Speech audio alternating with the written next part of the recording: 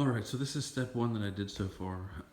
This is landscape fabric. This is made out of neoprene, so that it actually makes an air pruning pot for the roots to poke out. You get a much better root system in the raised bed using this.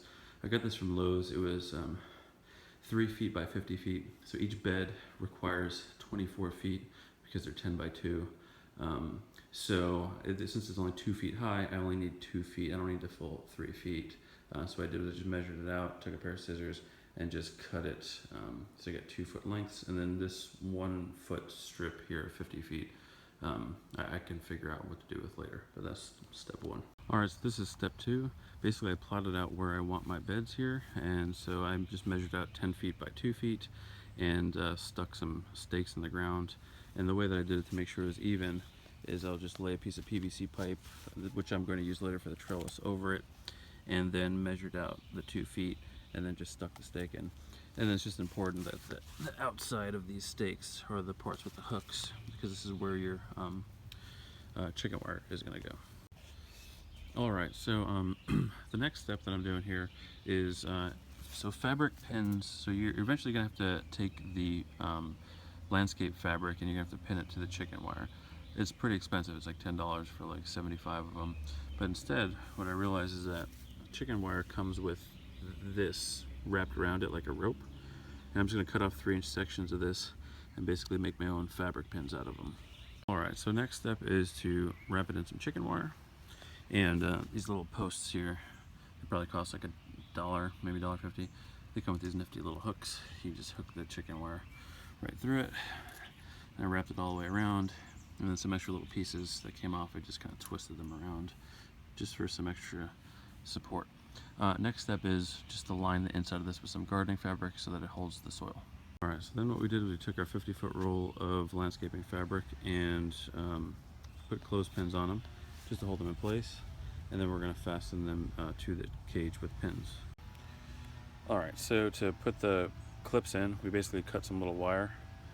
We're just sticking it through here, through the fabric, and then on the other side, just twisting it off.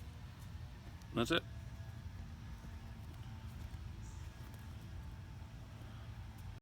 Alright, so now to make the trellis, I took a 10-foot piece of PVC and marked it halfway, so at 5 feet. Chopped it in half. And so then I get 2 pieces of 5-foot PVC. Then what I did was I took a marker, and every 3 inches I put a dot on both of them, and that's where the holes are going to go, which is where I'm going to string through the vinyl string, which you'll see in the next step. We have the little dots here. I spun them around and then did the same thing again to the other side so that I can drill holes here, which is where the vinyl string is going to go through. And this is the vinyl string that I'm using. It's a 27-pound test, and you just want to make sure to light the edge on fire because these things fray. So I don't know if you can see it or not, but I basically just took a lighter to the edge and just melt down the edge, and then it won't come apart.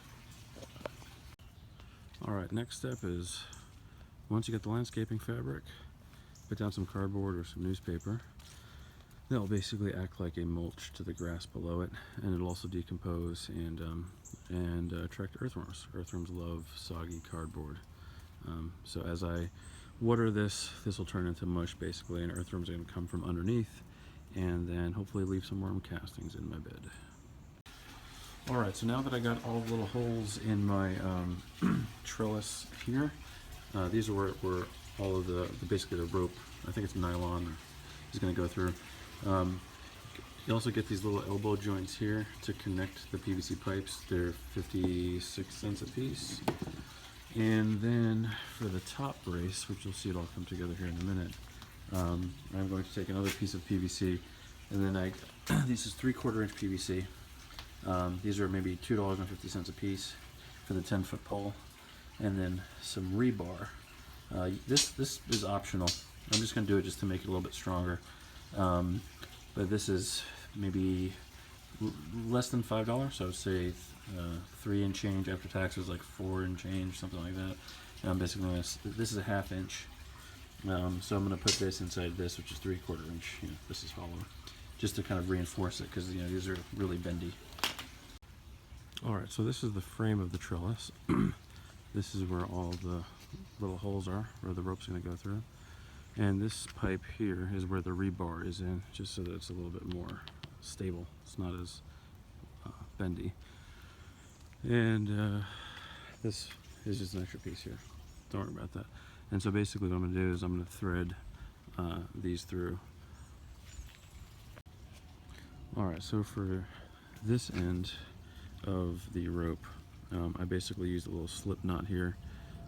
There's a million videos, I'm sure, on YouTube of how to make a slip knot, and so you can just take it on and off you can tighten it or loosen it. And I'm just putting a little galvanized screw here just to kind of hold it in place, but I'm sure there's a million different ways of doing that. But just make sure again that you burn the edges of these, otherwise they'll fray up and turn into a million little pieces.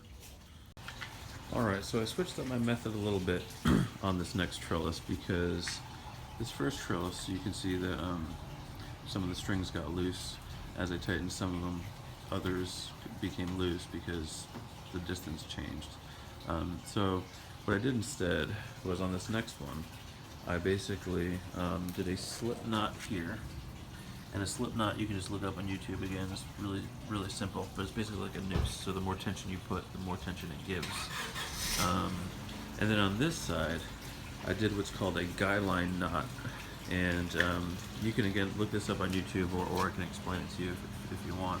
But basically, it's 2 overhand knots, and then you take the end of it, you loop them back through, and then this way you can pull the string to tighten it, or you can pull on one of the knots to loosen it, and so that they're always adjustable, depending on how much tension that you need.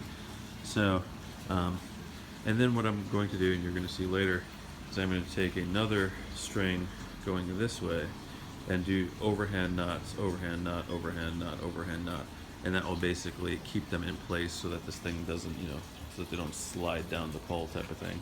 Or you just take some duct tape or whatever and tie it around the end there, whatever you want to do. Alright, so now to make the trellis, what I did was I took some 1/4 inch rebar and I pounded it into the ground. It's probably up to about there. It's like maybe 2-3 feet in the ground. You get the rebar for like $1.88 from Lowe's. And then just because I wanted to do some extra reinforcing, I put some 1-inch PVC, and I just kind of cut it at the end of it to make like a spike. And I pounded that like, I don't know, 6-10 inches into the ground. And then I put my trellis PVC in there, and then I screwed it in. You don't need to use screws. You can just use like PVC glue, but I'm too cheap. You know, it's like $5 for the glue and $5 for the primer. The screw is like less than a penny, so I did it that way. And ideally, what you'd do is you would have one 20-foot pole on the edge of this, and you bend it around and then arc it back down. I couldn't fit a 20-foot pole in my car. I could only fit the 10-foot, so I put a 10-foot and then a 5-foot. Then basically what I did is I just took some joints, and again, you can just glue it in, but I decided to screw it in because screwing it's cheaper. So I screwed one there, I screwed one there just so that they don't pop out. Then I'm going to tie my trellis line here, and so that the stuff can actually grow up and over, and then this stuff can grow up and over too, and it'll make a roof. And then come winter time, you just throw a plastic sheet over it, and there's your hoop house. Alright, so I started stringing this thing up finally, and I had this extra piece here, so I just put it for some extra support, and you know, the ropes go through it type of thing.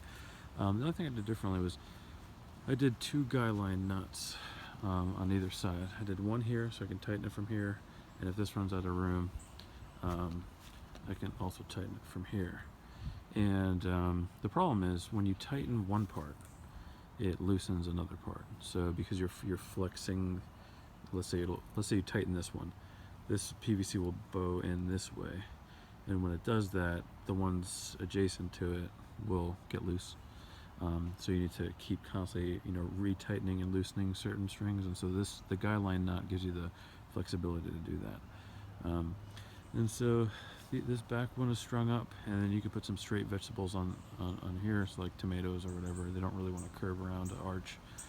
And then here I'll put my peas and beans and cucumbers, because they'll curve up and around.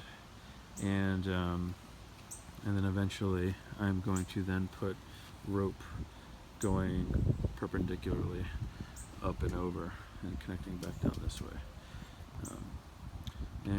Dirt's coming tomorrow, so almost a finished product. Oh, and spray paint your poles, because they look cooler that way. Alright, so I went to the city of Charlotte and I got a cubic yard of compost for 20 bucks, and they loaded it up for you for free. And then I went to a soil distributor and got 2 cubic yards, which was like $20, I think, $25 from a soil distributor, which is much cheaper. It's probably like 100 times cheaper than getting the bag stuff from Lowe's. And I put it in one of the beds, and immediately the bed started bulging out, and you can see some dirt was spilling out the sides here, coming out the bottom.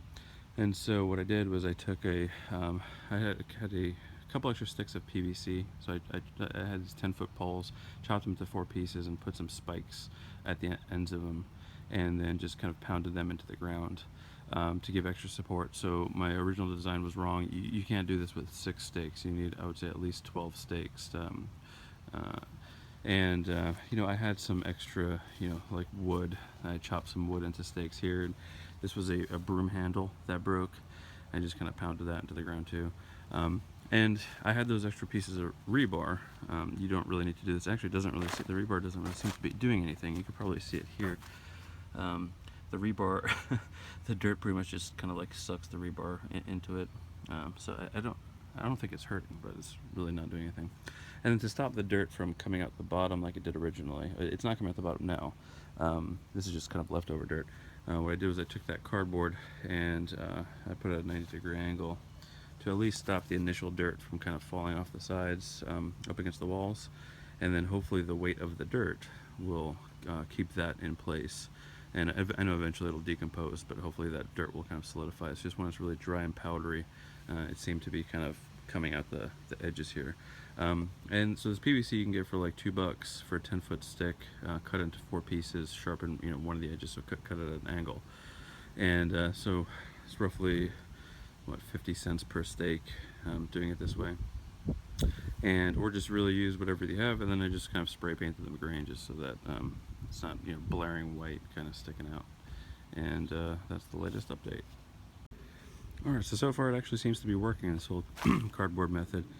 You can see no dirt is coming out the sides here, and it's holding its shape. It's not completely bowing out like it was on this one, which you can see is just a tangled mess at this point. But we'll see when this thing's completely full of dirt how well it holds up. So I've enlisted the help of Trinity to help me do some digging. Dig!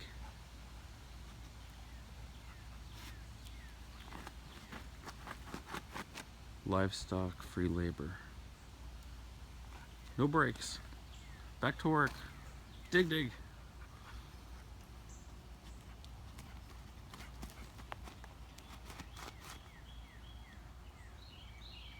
She's lazy. Alright, so here is the semi-finalized product. I watered it and waited to see kind of where, with the extra weight, where it would start giving out. And I found 2 spots. One was there, and the other one was over there. And so I just put a couple more stakes there just to hold it in place. I was going to finish wiring the stringing of this up here, but honestly, I have probably 5 months to do that before these things actually start reaching up there. I'm gonna see how these do first before I just finish them all up. So here's pretty much the finished product. All right, well, good luck